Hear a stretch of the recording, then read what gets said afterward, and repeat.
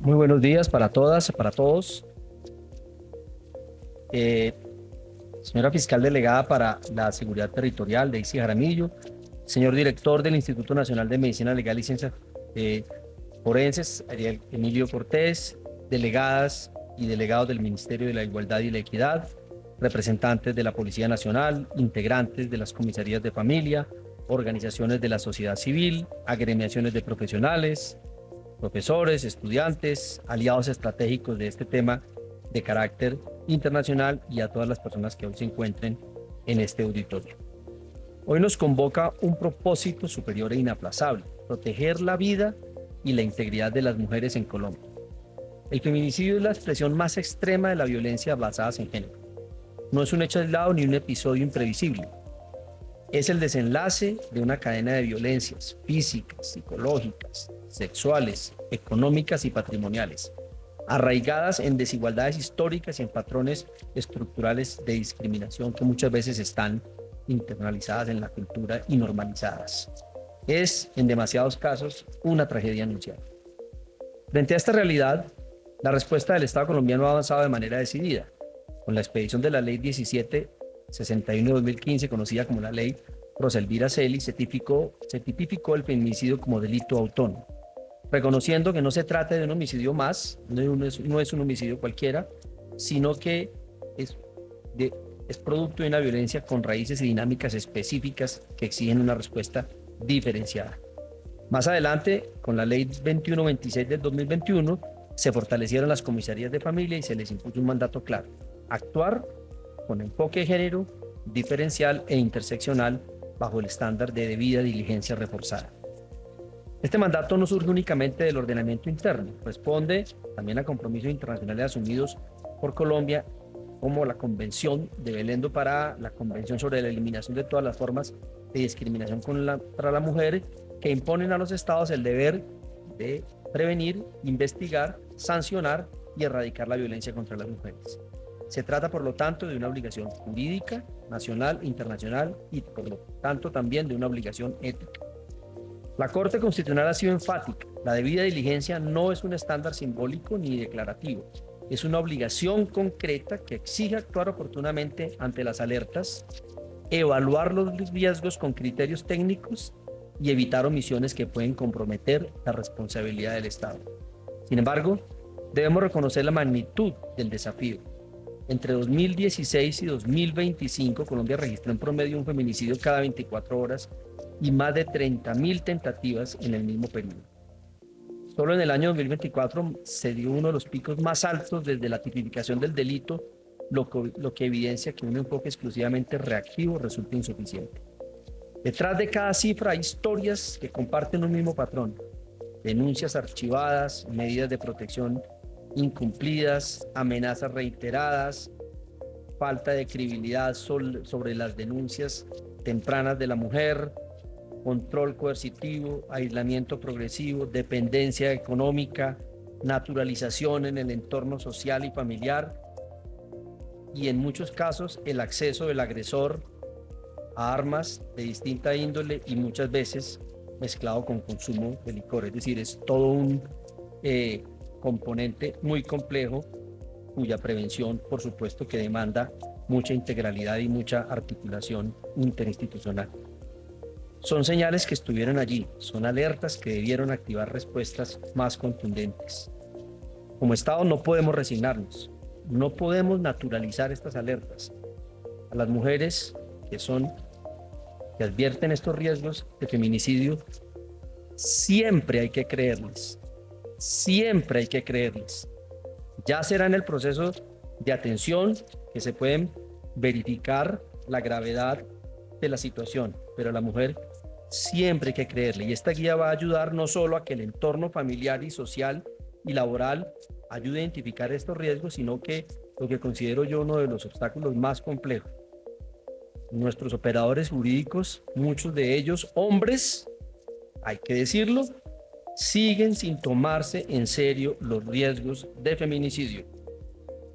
Desnaturalizan las declaraciones de las mujeres, no les dan la importancia necesaria, y eso puede constituir un riesgo enorme de feminicidio. Los operadores jurídicos hombres y mujeres, pero especialmente los hombres, tienen que tomarse muy en serio las alertas de violencia de género que pueden terminar en feminicidios, porque allí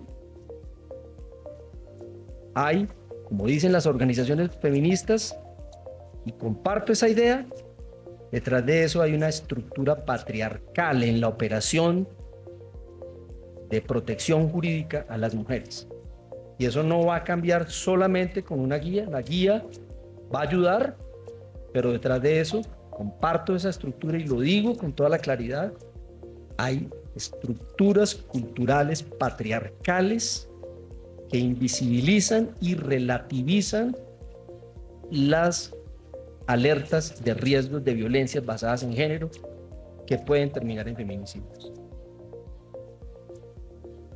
Por eso, hoy presentamos oficialmente la guía para la valoración de la percepción del riesgo de feminicidio en el contexto familiar y ampliado. Esta guía no es un simple instrumento administrativo, es una herramienta de prevención temprana y una decisión de política pública orientada a salvar vidas. Representa la transición de un modelo predominantemente reactivo hacia un modelo técnico, actuarial, basado en evidencia, que permite anticipar la letalidad antes de que la violencia escale de manera irreversible. Para conocer un poco más los detalles de la guía, ¿quién más que nuestra directora de Justicia Formal, Sara Romero, para que nos amplíen los detalles de la misma? Muchas gracias.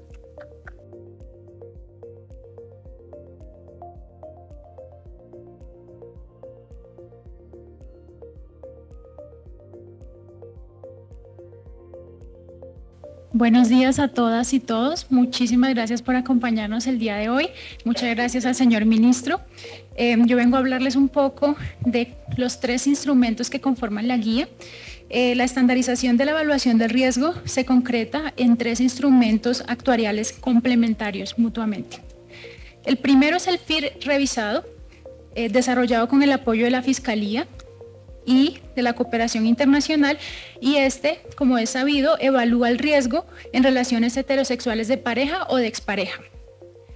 Reconoce que la percepción de la víctima es un indicador crítico de letalidad, como mencionaba el señor ministro, especialmente cuando existen antecedentes como intentos de estrangulamiento, amenazas de muerte, acceso a armas por parte del agresor o un escalamiento reciente de la violencia. El segundo instrumento es el Danger Assessment revisado.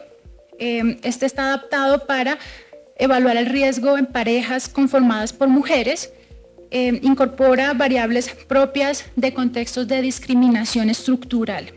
Por eso es muy valioso, porque además de valorar el riesgo, lo hace atendiendo a barreras específicas como el temor a la revictimización institucional, a la exposición forzada de la orientación sexual o la identidad de género, y también se alinea con los estándares constitucionales de protección a mujeres lesbianas, bisexuales y mujeres trans.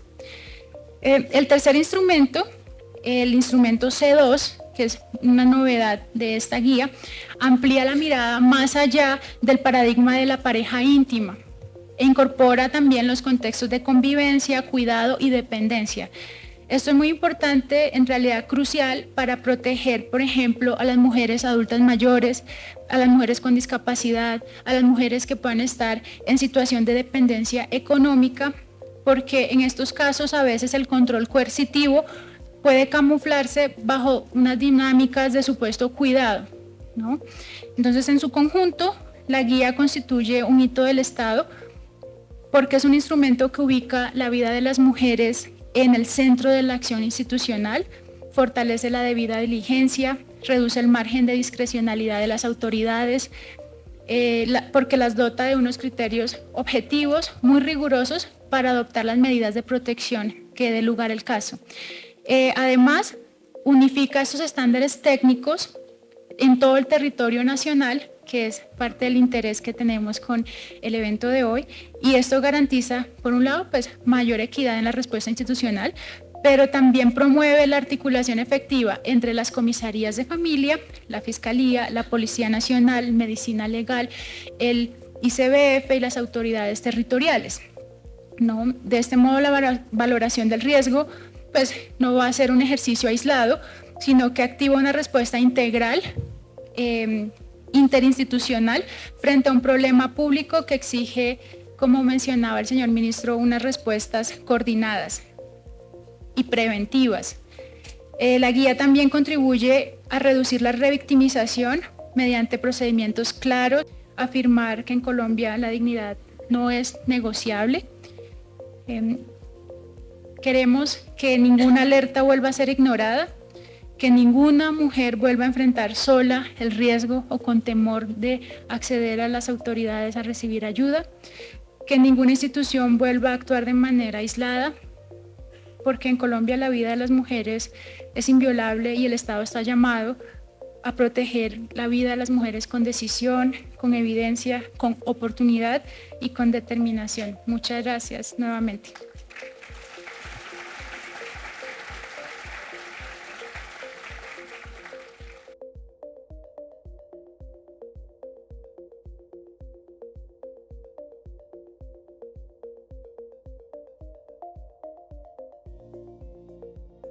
Todos, muchas gracias por esta oportunidad que se nos brinda. Para nosotros es muy importante estar aquí. Esta guía no solamente representa para la Fiscalía General de la Nación una manera mucho más interactiva y una manera mucho más eficiente para actuar en lo que tiene que ver con quienes participamos en estos términos de justicia. Además es una obligación del Estado colombiano para prevenir y proteger todo lo que tiene que ver con las violencias basadas en género. El aporte de esta guía es muy indispensable porque con ella podemos realizar varias situaciones en lo que tiene que ver con, primero, acudir ante un juez de control de garantías y pedir unas medidas de protección de manera inmediata, teniendo en cuenta que la guía alimenta no solamente la que ya nosotros tenemos adoptado frente a la valoración del riesgo grave, extremo, medio o bajo, sino que además nos orienta a lo que tiene que identificar el riesgo entre parejas del mismo sexo y en el entorno familiar en el que nos movemos nosotras las mujeres. Además, no solamente nos permite acudir de una manera mucho más efectiva a un juez de control de garantías para poder solicitar una medida de protección, para poder solicitar una orden de captura en contra de la persona que es del indiciado o la indiciada que se tenga identificada. Dos, podemos correr traslados de escrito de acusación a través del procedimiento abreviado de una manera mucho más eficiente y mucho más contundente. Y tres, podemos formular una imputación en lo que tiene que ver con el procedimiento ordinario. Esta guía que será creada a través del SPOA, el SPOA es el sistema a través del cual nosotros los funcionarios tenemos acceso, donde se llevan todo lo que tiene que ver con las noticias criminales y permite registrar todas las medidas que se toman. Es muy importante para receptores, asistentes, fiscales, porque lo que tiene que ver con los receptores es la primera persona a quien se tiene acceso en departamentos y sitios alejados para formular una denuncia, para crear un incidente y para acudir a esta medida. De la misma manera, no solamente basta entonces con que la Comisaría de Familia, que tiene una labor muy eficiente y nos ayuda para este tipo de prevenciones y trabaja con nosotros de manera coordinada, es posible llegar a aquellos sitios más apartados donde no contamos con una comisaría, pero que sí tenemos un receptor. La Fiscalía cuenta en el país con 237 puntos de atención de Fiscalía que funcionan en sitios muy apartados de nosotros, donde se destaca un asistente que está adscrito a un fiscal y también tenemos un psicólogo en estas partes que nos permite generar de manera inmediata una alerta para que sea el fiscal que tome inmediatamente estas medidas preventivas. Hemos creado hasta este momento 17 centros de atención de Fiscalía en sitios muy apartados como en Barrancominas, donde no había llegado la Fiscalía después de 33 años. Había un juez, pero no había Fiscalía. Pudimos llegar con un grupo que tiene que ver interinstitucional, con Medicina Legal, con Defensoría del Pueblo, con la Policía Nacional, con el CTI y con psicólogo y de la mano con ICBF, un fiscal, un asistente. Lo que nosotros decíamos entonces ahora, porque Barrancominas, decía el alcalde, era el último municipio creado, es ahora tenemos que enseñarle a la gente que sí hay justicia. Tenemos que concientizar a las mujeres que sí hay justicia y que pueden acudir a nosotros. Así que creamos este centro de atención institucional y hemos recibido más de 109 noticias en un municipio donde jamás había llegado Fiscalía. Lo mismo nos pasó en Jurado, en el Chocó. Creamos otro centro de atención de fiscalías a donde no había llegado la Fiscalía General de la Nación y hemos llevado a zonas de fronteras como Ipiales, Puerto Tejada, vamos a la Venturosa, Bichada, Puerto Gaitán y hemos llegado a la zona norte del país. Estamos en Ocaña, un territorio que es parte de la zona del Catatumbo, donde pudimos crear un centro de atención interinstitucional que funciona de la mano con todas las instituciones para que la víctima no tenga que salir de un punto a otro, y a otro, y a otro, y a otro, sino que en ese mismo centro de atención se preste toda la atención a la víctima, a la mujer. Y además, quedamos un último en Soacha, de violencia basadas en género, que es un grupo que atiende de manera urgente todo lo que tiene que ver con el tema de protección inmediata. Allí tenemos 7 fiscales y funcionamos de manera interinstitucional, solo para violencia basadas en género. Así que esa forma, tenemos ya 17, estamos con un punto que vamos a crear de la mano en San Gil para violencia basadas en género. Este primer punto que creamos de esa especialidad nos permite contar de manera interinstitucional con todas las entidades que participan en desarrollo de estas medidas que debemos trabajar no solamente contra las mujeres, nosotros también tenemos contra niños, niñas y adolescentes. Nosotros tenemos una unidad especial creada en la Fiscalía General de la Nación desde el 2024 y hacemos presencia con 117 fiscales que acaba de ser creada en todas las 35 seccionales que conoce de lo que tiene que ver con violencia sexual, intrafamiliar, homicidio y feminicidio de niños, niñas y adolescentes, porque las menores tampoco están exentas de esta situación. Y allí funciona un grupo de género y una coordinación de este grupo de las unidades nacionales de la Buena, que coordina los temas de violencia basadas en género y todas las 117 fiscalías de la Buena que se crearon para atender específicamente estos casos. Incluso ayer teníamos una situación y estamos trabajando de la mano con la Buena, con la Cundinamarca, para pedir este tipo de medidas, porque a pesar de que la señora tiene un problema de violencia, de situación de agresión, tiene un menor de edad y a través de una medida de protección aspiramos a llegar a la señora y al niño, porque ya radicamos esa petición.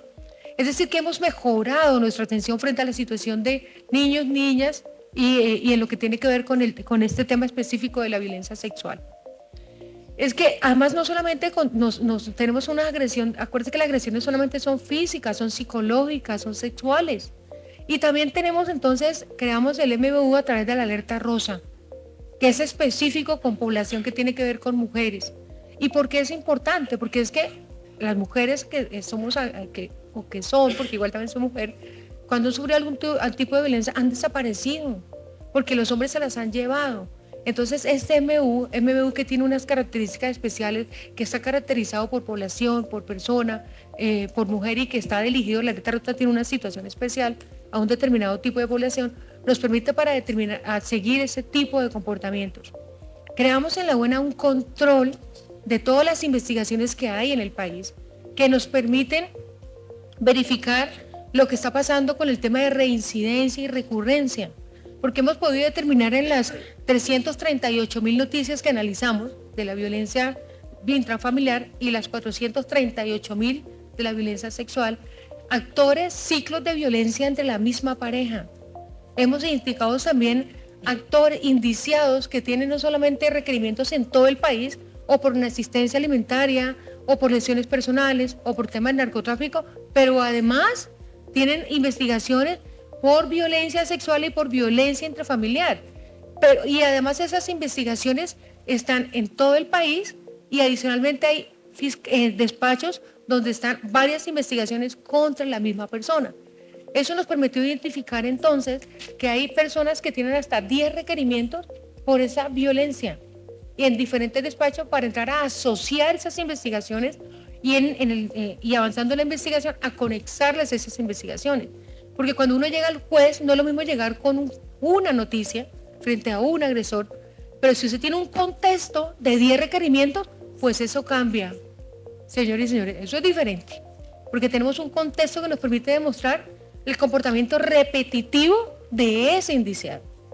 Y lo mismo nos pasa cuando tenemos más de 10 investigaciones por ciclo de violencia entre la misma mujer y el mismo hombre. Eso eso nos permite adelantar investigaciones eficientes, nos permite realizar situaciones de lo que tiene que ver con la prevención, porque estas medidas son previas antes de dejar que esto avance. Así como trabajamos también, igualito nos pasa con el tema, tenemos agresores que hemos identificado han participado en más de 5 situaciones de violencia sexual contra niños. Y esa herramienta nos permite analizar esas tomas de reincidencia y recurrencia y además todo lo que tiene que ver con lo que sucede frente a los entornos escolares.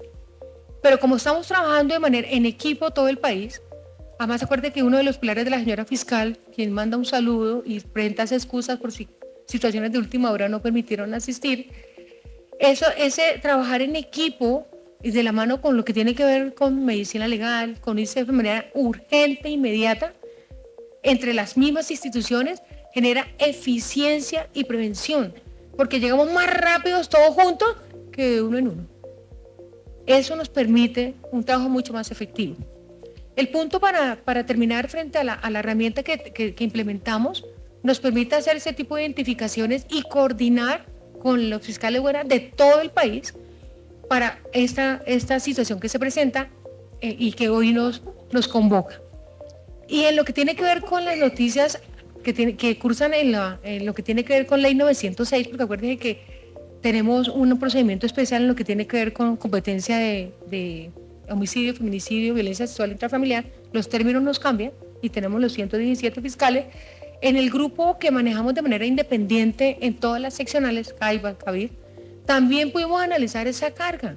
Y este sistema está conectado con así que si tenemos un partícipe aquí de lo que tiene que ver con la competencia de buena, encadena con todo el inventario que tenemos del país, en todas los fiscales y las seccionales, y le dice, oiga fiscal, venga, usted tiene un caso aquí de esta persona, pero a él le tengo estos otros 10 que están en esta fiscalía y están dentro de la justicia permanente, o estos que están en un procedimiento abreviado. Eso, señores, nos hace mucho más eficiente porque como les decía ahorita, nos permite crear patrones de comportamiento. Eso nos permite identificar las actuaciones y caracterizar tanto a la víctima como al victimario. Entonces, por eso les decía, no es lo mismo acudir a un juez de control de garantías o a un juez de conocimiento con un casito sin caracterizar, y aquí ya vamos caracterizando, llevando el contexto, el patrón de comportamiento y la situación que acontece no solamente frente a una víctima, sino a diferentes víctimas que llevan la participación de una persona. También nos permite identificar situaciones en que la mujer ha sido agredida por diferentes actores, diferentes indiciados, y eso pues esa situación cambia respecto a lo que llama la atención frente a la víctima y frente a los demás partícipes. Así que la invitación es para seguir trabajando en equipo y con estas herramientas tecnológicas que nos permiten llegar a la justicia de una manera efectiva y permanente, y seguir nosotros con los centros de atención de fiscalía que la señora fiscal ha creado en todo el país, llevamos 17, que eso nos permite llegar mucho más rápido a la víctima y hacerle conocer, oiga, la fiscalía existe, la justicia existe. Y así que hemos llegado con un equipo interinstitucional y de la mano con todas las instituciones. A ustedes muchas gracias por su atención, por su tiempo y por permitirnos participar para que ustedes conozcan lo que actualmente estamos haciendo de la mano para la protección de nosotras, porque nosotras ninguna estamos exentos, nuestros hijos tampoco, independientemente de las personas que estamos en el país, porque la violencia no es solamente respecto de la mujer, también se nos presenta respecto de hombres, aunque hoy, por eso valoro, porque tendríamos 3 herramientas para este tipo de situaciones de manera efectiva e inmediata, que es la que tiene que ver con el FIR, que compartimos con el Ministerio de Justicia, y las 2 herramientas que hoy el Ministerio está cediendo a la Fiscalía General de la Nación para trabajar de manera armónica, rápida y eficiente. A ustedes buen día y muchas gracias.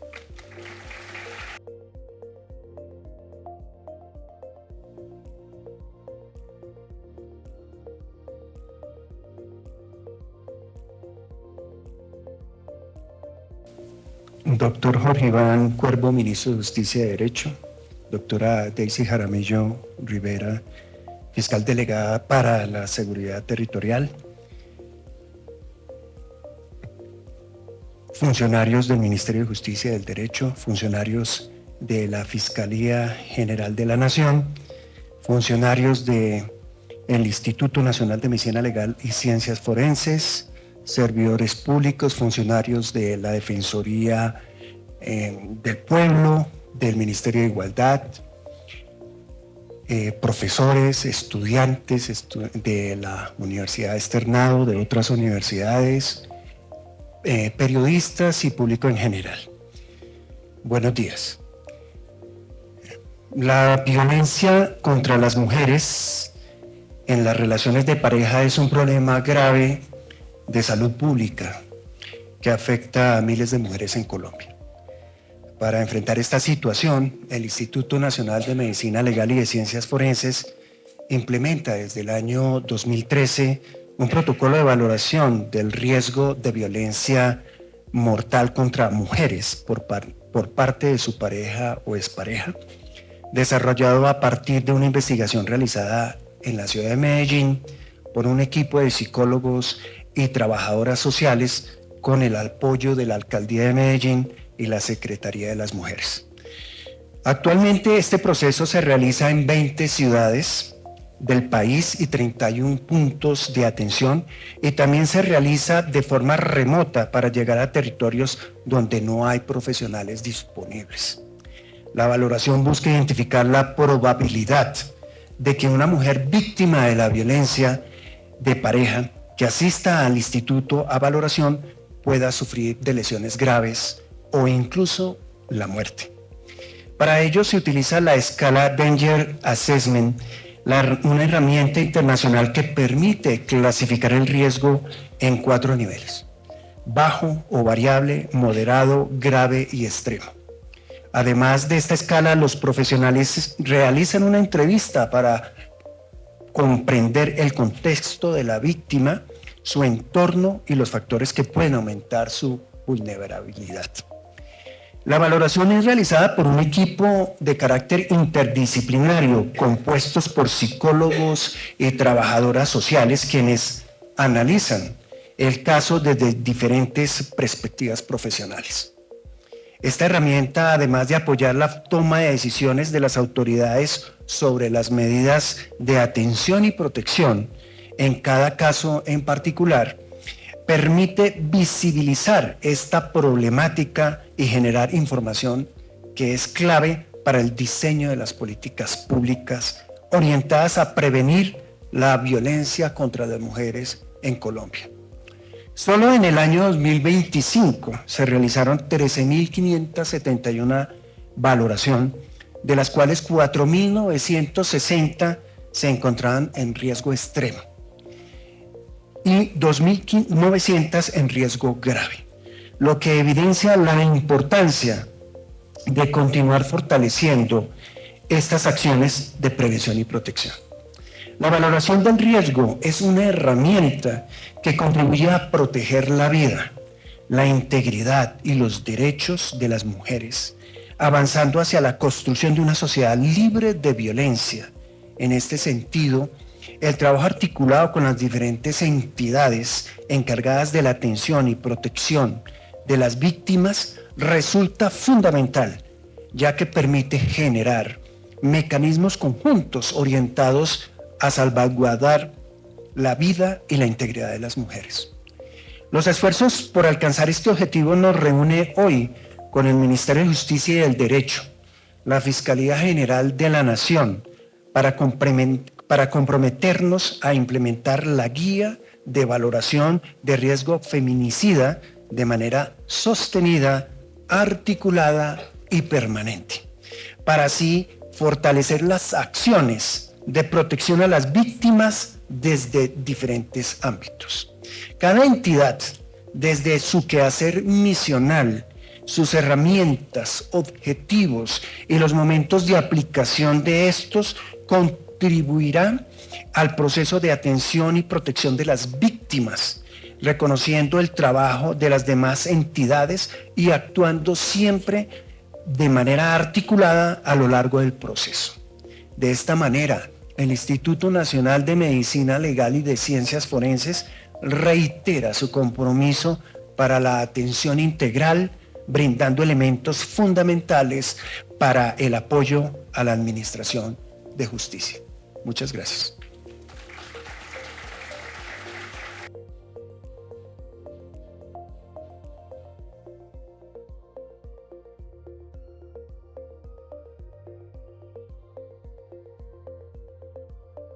Muy buenos días para todas, para todos, para todes.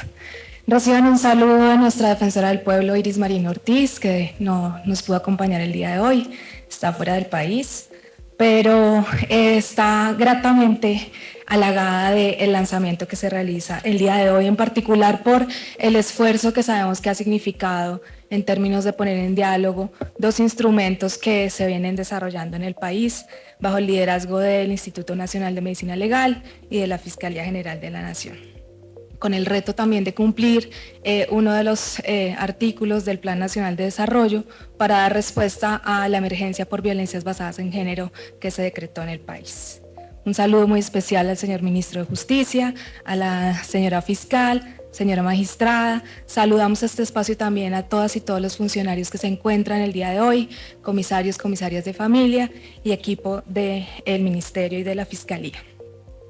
Para la Defensoría del Pueblo es fundamental el ejercicio que se presenta el día de hoy, la guía, la adopción de esta guía y en particular por lo que representa en términos de fortalecer las capacidades institucionales de la respuesta en la ruta de protección, garantía y acceso a la justicia para las mujeres, niñas, adolescentes y jóvenes víctimas de violencia al interior de la familia.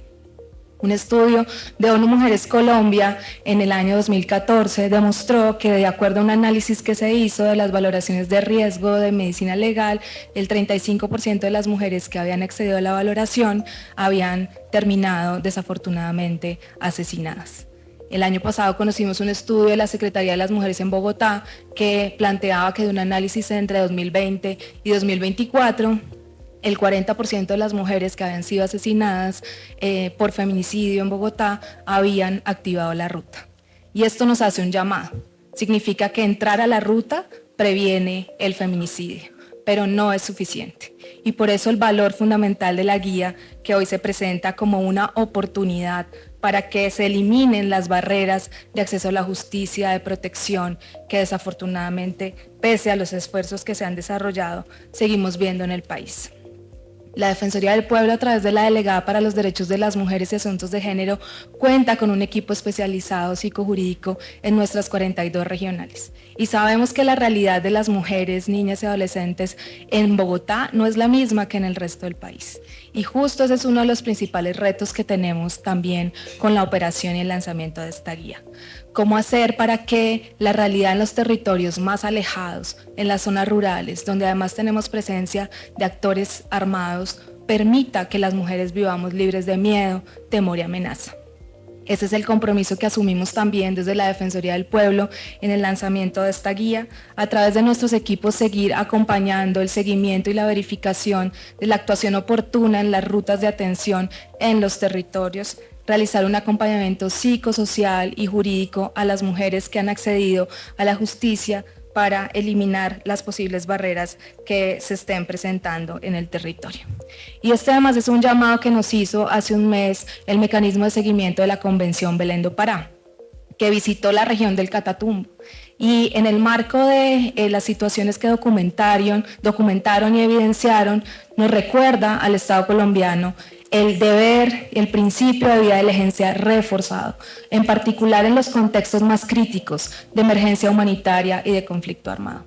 Tenemos enormes retos para garantizar la vida de las mujeres, pero estamos convencidas y convencidos, señor ministro, fiscal, magistrada, todos los equipos, que si coordinamos el esfuerzo, que si nos comprometemos además de tener herramientas como las que se lanzan el día de hoy, nos comprometemos con fortalecer nuestros equipos y ponemos realmente la comprensión y la voluntad para garantizar los derechos de las mujeres, niñas y adolescentes en el territorio, prevenir el feminicidio será posible, como lo han dicho los estudios. Es posible prevenir el asesinato de las mujeres si actuamos en debida diligencia. Muchas gracias.